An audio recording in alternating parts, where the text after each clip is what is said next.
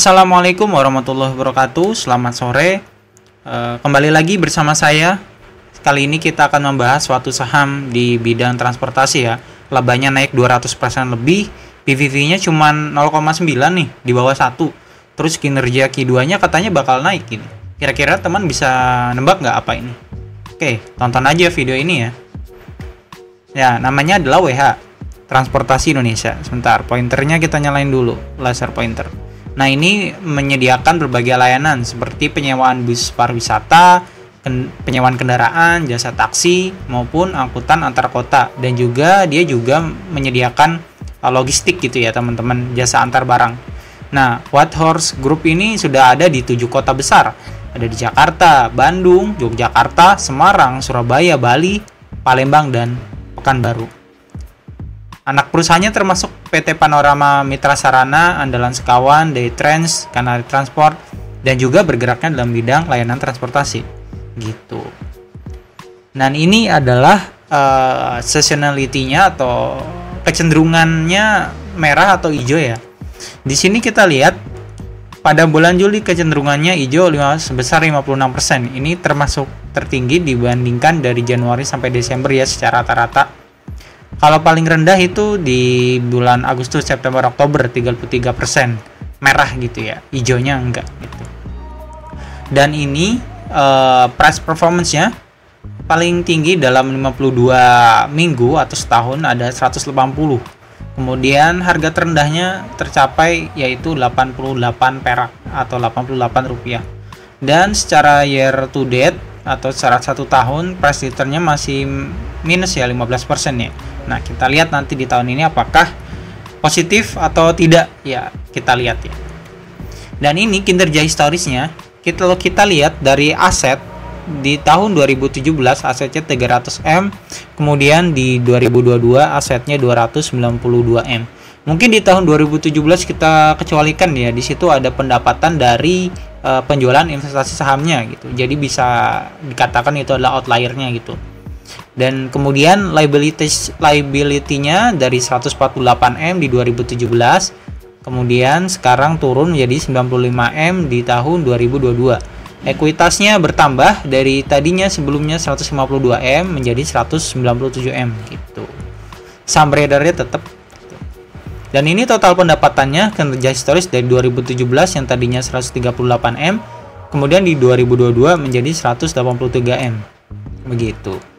Kemudian total laba bersih yang dapat diatribusikan kepada entitas induknya di 2017 ini yang sudah saya sebutkan tadi, ini harus dikecualikan.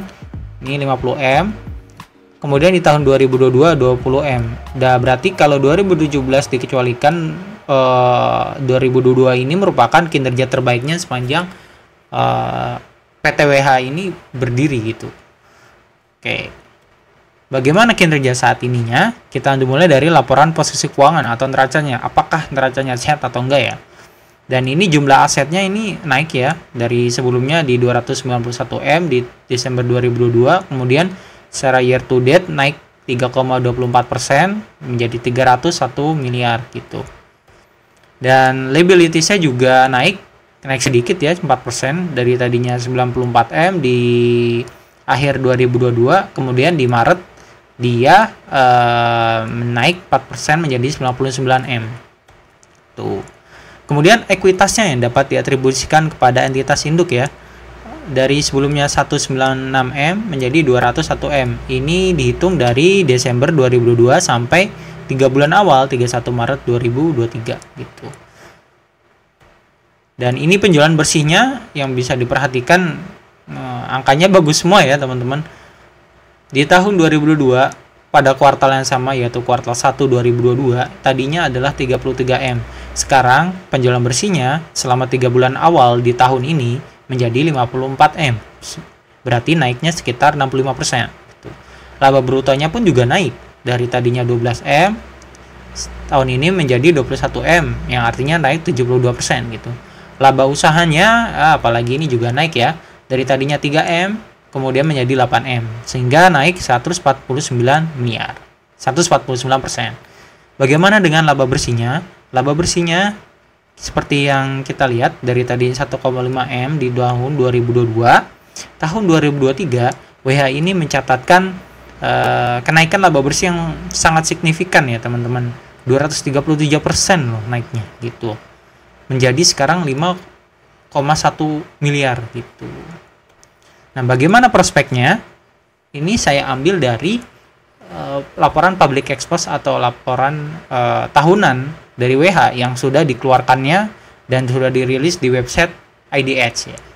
Di sini kita lihat dalam lini usaha perseroan akan melakukan penambahan kendaraan dengan melihat kebutuhan unit. Kemudian akan melakukan ekspansi dan kemudian akan melakukan efisiensi secara menyeluruh.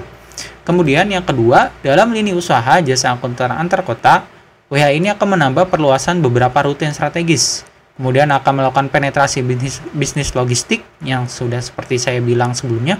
Kemudian akan memperluas pelayanan dengan menambah jumlah produk dan aktif bekerja sama dengan beberapa merchant baru. Dan di sini perseroan juga tidak melihat tidak melihat isu resesi menjadi suatu ancaman, mengingat potensi akan permintaan di pasar sangat besar. Ya, seperti kita tahu kan, ada yang bilang wah 2023 resesi gitu. Tapi sampai sini alhamdulillah masih baik-baik saja ya. Makanya di manajemen ini yakin nih bahwa tidak melihat ada isu resesi gitu. Akan menjadi suatu ancaman gitu. Karena melihat permintaan pasarnya semakin besar. Dan di tahun 2023 ini, perusahaan akan menargetkan pendapatan sebesar 30-40% dibandingkan tahun 2022. Dan untuk kuartal 2-nya, kemungkinan WH ini kinerjanya akan naik. Kenapa teman-teman? Kenapa naik? Ya, karena yang pertama adalah ada momentum libur lebaran. Kedua, ada banyak libur panjang, yaitu di bulan awal Juni, kemudian awal Juli pun juga libur panjang juga gitu. Jadinya WH ini transportasinya di Trans ini banyak yang menggunakannya untuk transportasi antar kota gitu ya. Gitu. Nah, bagaimana dengan valuasinya?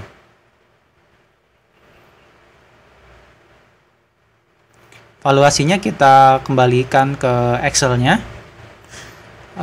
Net income-nya karena perusahaan sanggup atau perusahaan menargetkan 40% pendapatannya, maka kita masukin saja net income-nya 28M gitu.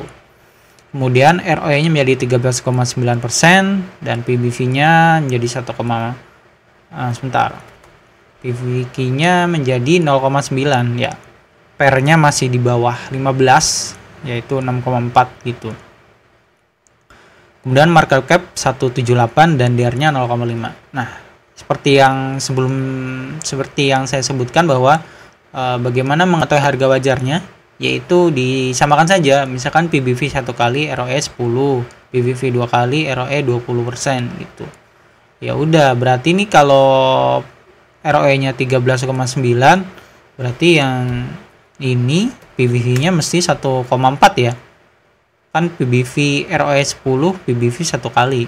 Berarti kalau ROE 14%, PBV 1,4 ya. Berarti di harga 200 potensinya masih ada 64% gitu ya teman-teman.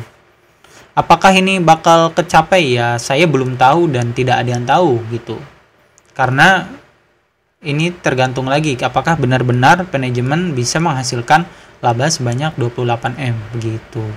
Kalau kita lihat historical PBV, dia paling tingginya 1,96 gitu. PBV-nya 1,96 itu berapa teman-teman? Oh, di harga 250. Cuman itu terlalu banyak ya. Yang konservatif aja 200 gitu. Ini kan. Di sini paling tinggi 1,96 dia. Di tahun berapa ya dia? Oh, di 2021 dia 1,96 gitu. Oke. Apakah dia bisa ke 200? Ya kita nantikan saja gitu. Lalu bagaimana kesimpulannya gitu? Kesimpulannya adalah yang pertama adalah WH ini neracanya sehat. Kedua, kinerja tahunan dan kuartalannya naik. Ketiga, harganya masih termasuk murah karena tadi yang saya bilang bahwa masih ada potensi 64% kalau kinerja ke depannya juga masih bagus. Terus keempat, prospek tahun 2023 kinerja naik karena sudah tidak ada Covid, sudah orang-orang sudah beraktivitas normal dan seluruh larangan pandemi itu sudah tidak ada gitu ya.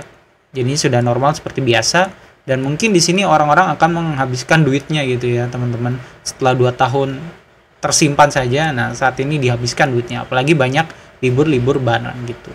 Nah kuncinya apa? Kuncinya kinerja Q2 pendapatan dan laba harus naik gitu.